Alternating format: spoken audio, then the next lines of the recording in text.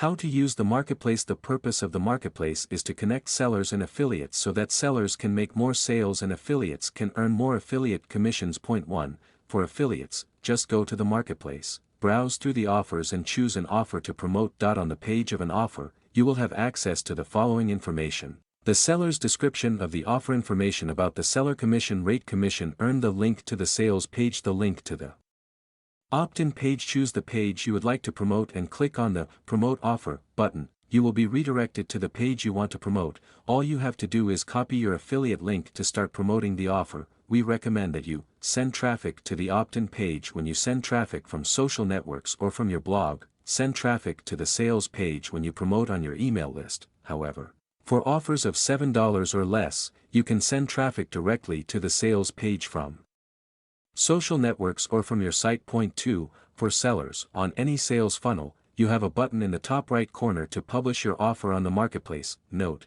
you can publish a squeeze page and or a sales page. Important: you can only publish on the marketplace offers for which you give affiliate commissions, because the idea is to bring value to affiliates. Be sure to write a full description explaining the benefits of the offer you are proposing.